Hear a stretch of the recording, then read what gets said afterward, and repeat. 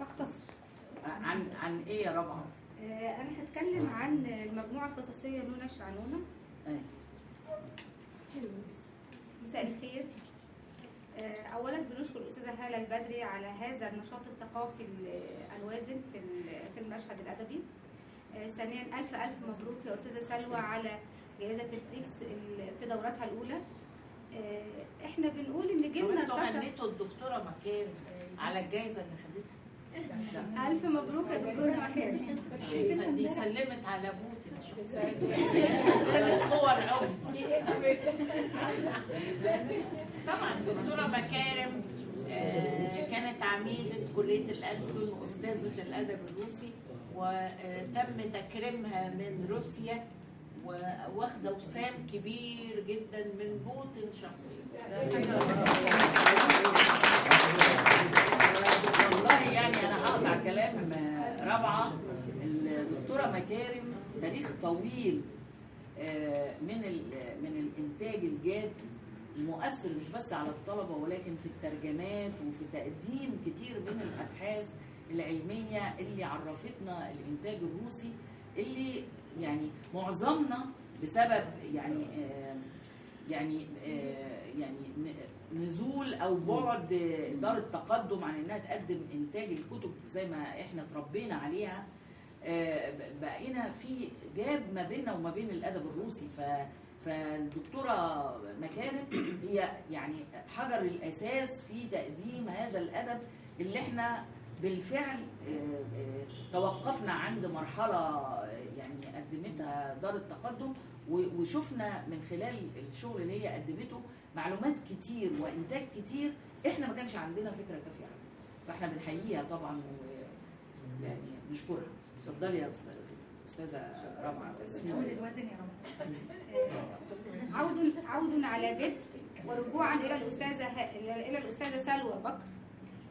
بقول ان جيلنا ارتشف من معين وثقافه سلوى بكر، هذا الاسم الذي نفخر به دائما. فمن الصعب علينا الابحار او التعليق على مشوارها الادبي، ولكنها باقت ظهور او اعتبريها قبلة اضعها على جبين الرائعه سلوى بكر. انا هتكلم في الاول عن المجموعه القصصيه نونا الشعنونه، ودي مجموعه قصصيه بتضم 16 قصه قصيره كلها تتحدث عن المهمشين. الصوت يا سامح. كلها بتتحدث عن المهمشين او عن مواطني الظل. سلوى بكر معنيه بالاساس، معنيه بهؤلاء المهمشين، معنيه بنونا الشعنونه التي تقول عنها او تصدمنا بمقوله زوجة الضابط. وهل كانت لها ملامح؟ حين سئل الجميع عن نونا الشعنونه او نعيمه، كل واحد اتكلم في جمله، ولكن زوجة الضابط وحدها قالت وهل كان لها ملامح؟ هي لا ترى نونا ولا ترى ملامحها، هي فقط ترى هذه الخدمة المقدمة منها. وهؤلاء المهمشين دائما أو مواطني الظل دائما لا نرى منهم ملامحهم. هل كان لها أنف أغطس، أنف كبير؟ هل كان لها أنف من الأساس؟ هل كانت لها ملامح؟ تلك الجملة التي قالتها سلوى بكر في 4 كلمات، إلا أنها كانت جملة صادمة.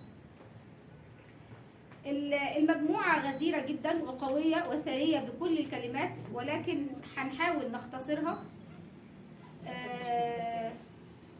هنتكلم عن نونا، التصاقها بالمدرسة، الحلم، ترديد بيت الشعر امرؤ القيس، أيطل ظبي وساق نعامة، وتقولا هكذا سلوى بكر ساق نعامة بالميم والته بالنون، حتى تؤكد تأكيد نونا على الكلمات أو على الأحرف. نونا التي كانت تتمنى أن تتعلم، تتمنى أن تعرف من هو أيطلة، وتخيلت أنه شاب جميل وسيم في الحلم. القصص الأخرى قصص يا أستاذة رشا. ما عملتش حاجة.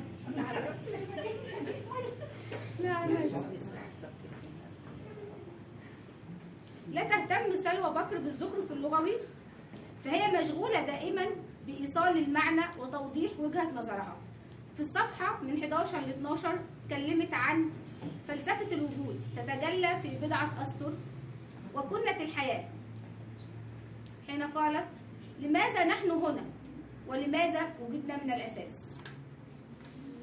أنا بحاول أدي شذرات، وبدعوكم طبعا لقراءة المجموعات القصصية أو الأعمال الكاملة لسلوى بكر صادرة عن الهيئة العامة للكتاب، وأدعوكم أيضا لقراءة نونة الشعنونة لأنها بالفعل تستحق. سلوى بكر تهتم بالتراث الشعبي بشكل هايل جدا. في قصة الخصبة والجدبة تحدثت عن الحجر المرصود، هذا الحجر التي تزوره النساء حتى تحملن. فالمفارقة ان الام المرأة الوقور العجوز اللي كانت مصدر للحكمة الناس بتلجأ لها، اخذت بنتها العاقر علشان تزور الحجر بعدما فعل زوجها فعلته، اغتسلت وتطهرت وذهبت للحجر. المفارقة أو عبث الأقدار حين وجدت الجدة بعد آثار التعب ومسكت بطنها ولقت نفسها تعبانة وارتمت على سرير الابنة لتجد نفسها بعد شهرين الجدة حامل، والبنت بتبص لها وبتقول لها: يا حستي حامل في السن ده؟ لها عقبالك إن شاء الله. هكذا تفعلها سلوى بكر بكل بساطة، تقول كلمة بسيطة، كلمة منزهة عن الزخرف اللغوي كما قلنا، أو منزهة عن التجميل. سلوى بكر ليست بحاجة إلى التجميل. اللغة عندها، وده اتكلمنا عنه قبل كده، اللغة قوية رصينة كطلقة مدفع لا تخطئ نقطة الهدف أبدا. النظرة الفلسفية قوية جدا في قصة زينات في جنازة الرئيس. التجربة الناصرية، هذا الحب الخالص بلا ثمن أو الحب المجاني. الإسقاطات طبعا السياسية، كل المجموعة القصصية وكل سطر محمل بحمولات معرفية وحمولات سياسية، ومحمل بكل الأحداث السياسية القوية، ارتفاع الأسعار، الهوجة، الجمل البسيطة اللي بتقولها دايما ما بين السطور: دنيا غرورة وكذابة على بساطتها، ولكن بها حمولات إنسانية كبيرة حين مات الرئيس ومشيت في جنازته. أم شحتة التي فجرت الموضوع، في بساطة المعنى مع تعميقه نجد قوة، نحت يصل بالقارئ إلى مبتغاه. تتخيل المشهد. أعتقد أن سلوى بكر تكتب كتابة مشهدية أو كتابة سينمائية، تقطيع سينمائي مشهدي في كل لحظة. ما بين السطور نجد أننا نتخيل المشهد ونتخيل ما تكتبه سلوى بكر مجسد منحوت أمامنا دائما. هذا النعش الفارغ الذي امتلأ بالطوب ثم توقف فجأة على باب القسم ليلقي الأطفال بهذه الحجارة حتى أصيب ضابط بنسر. لا تقول أكثر من ذلك، ضابط بنسر، ولا تخيل القارئ ما تخيل.